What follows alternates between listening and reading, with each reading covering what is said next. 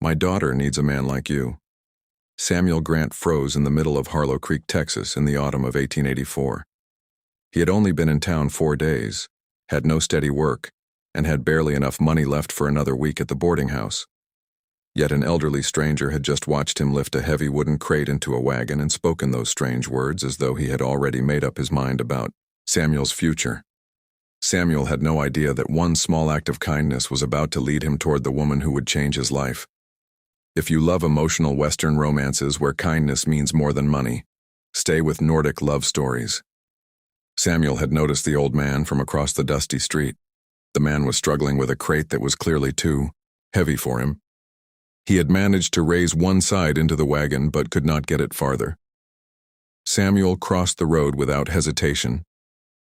"Here, let me help you." Together they pushed the crate into place. Samuel noticed 2 more crates waiting beside the wagon, along with a roll of fencing wire. Without being asked, he picked up another crate. The old man frowned. "Son, I didn't ask you to load the rest." Samuel smiled. "You shouldn't have to ask."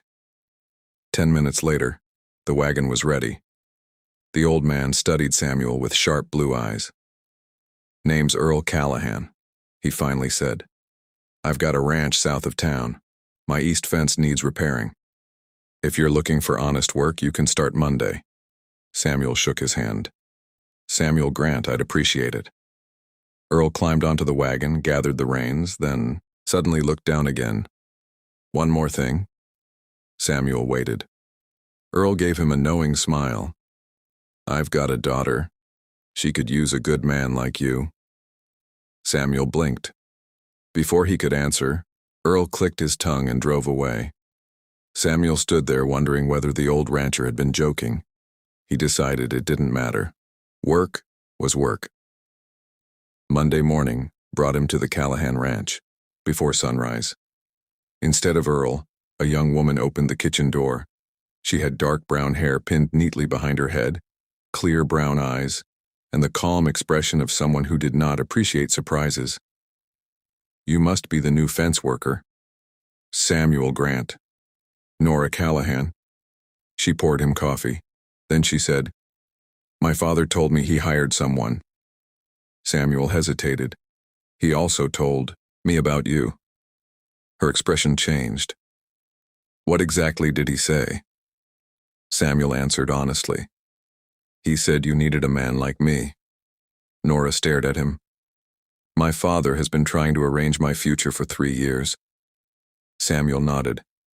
"I suspected as much." "I am not looking for someone to manage my life," she said firmly. "I'm a teacher. I have my work, my students, and my own decisions." Samuel set down his cup. "Understood." He didn't argue. He didn't compliment her appearance or tell her she was different from other women. He simply thanked her for the coffee and went toward the east pasture. Nora watched him leave.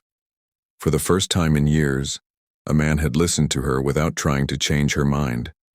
At the fence line, Samuel discovered the work was far worse than Earl had described. Several posts were rotten, wire had sagged, and a creek had washed away part of the boundary. He spent the entire day repairing what he could. When Nora brought lunch the next afternoon, she found him working alone beneath the Texas sun. "I made too much," she said, placing the basket nearby. Samuel looked at it, then at her. "Thank you." She sat on the fence rail. Neither knew it yet, but that simple lunch was the beginning of something neither Earl nor anyone in Harlow Creek could control. By the second week, everyone in Harlow Creek had heard about Samuel Grant. Some said Earl Callahan had hired him because he needed a fence repaired. Others were certain the old rancher had another reason. Nora heard the whispers everywhere she went, but what bothered her most was that Samuel never seemed interested in the gossip. He worked from dawn until evening, fixed every problem he found, and never once acted as though her father's plan gave him any claim over her. One afternoon, Samuel brought Earl a list of repairs that went far beyond the original job. "The east fence needs more than 2 weeks," he explained. "If you repair only the section you showed me, the neighboring posts will fail next year." Earl studied the list. How long? About 6 weeks. Earl nodded. Then you'll be paid for 6. Samuel looked directly at him. I'm staying because the work needs finishing, not because you want me near your daughter. Earl smiled faintly. I figured you'd say that. Nora overheard the conversation from the kitchen. She was beginning to understand why her father liked him. Samuel did not flatter people. He simply did what he believed was right. A few evenings later, Nora found him sitting on the ranch porch with a worn book in his hands. I didn't know you read, she said. Samuel looked up. I didn't know you were curious. She smiled despite herself. He showed her the book. It was an old English novel that had belonged to his mother. Nora sat across from him. Their conversation began with books and slowly wandered toward the lives they had imagined for themselves. Samuel told her he had left Tennessee after his father's death because he wanted to build something that truly belonged to him. Nora told him that her school was the one thing in her life she had never wanted to abandon. I know exactly where I belong, she said. Samuel looked toward the classroom building in the distance. Then you should never let anyone convince you otherwise. Those words stayed with her. Meanwhile, Earl invited the neighboring families for supper. 14 people arrived, and every one of them knew exactly why they had been invited. Samuel helped carry tables, talked with the ranchers about fencing, and treated Nora like a person rather than a prize. When dinner ended, Nora and Samuel remained in the kitchen washing dishes. By Monday, the entire county will be talking, Nora said. They already are, Samuel replied. She handed him another plate. Then she asked quietly, If my father had never mentioned me, would you have noticed me? Samuel didn't answer quickly. He wanted to be honest. Yes.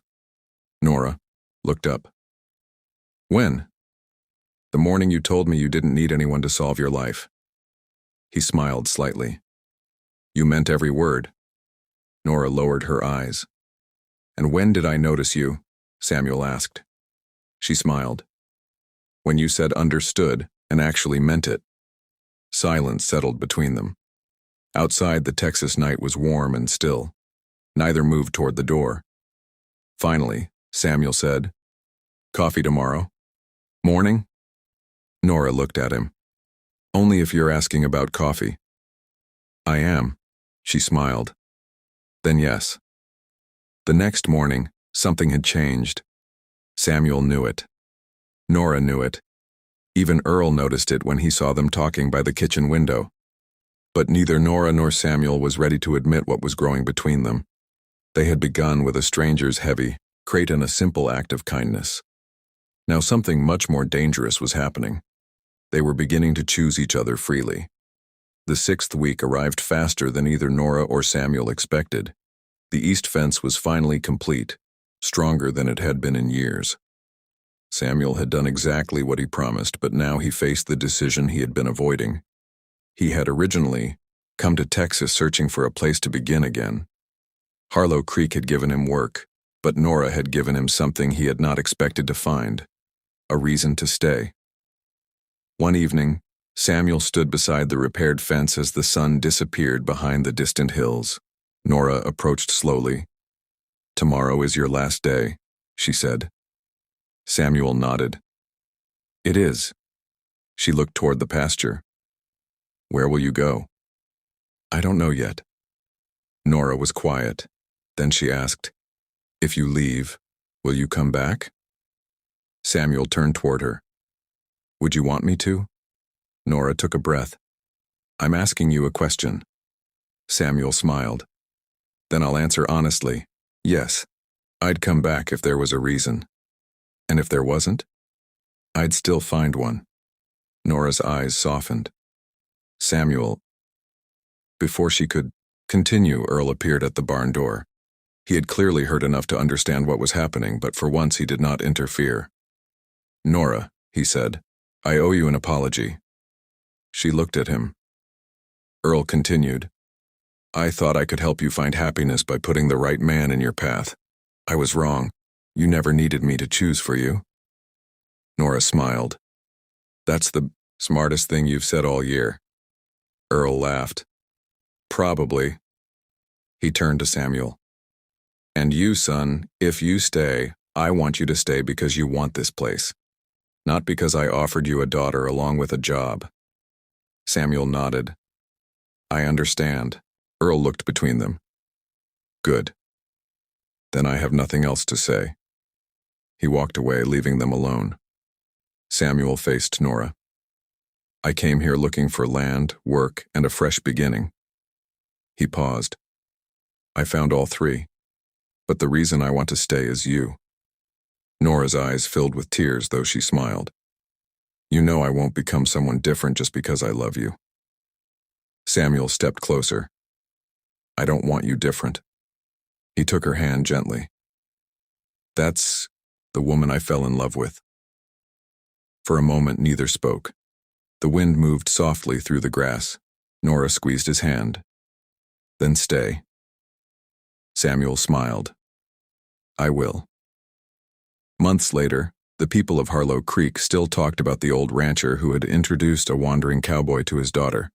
But Earl always corrected them. I didn't introduce them, he would say. I only gave kindness a chance to find the right people. Nora continued teaching at the school. Samuel became part of the ranch and eventually bought land of his own nearby. Their love had not begun with wealth, beauty, or a carefully planned marriage.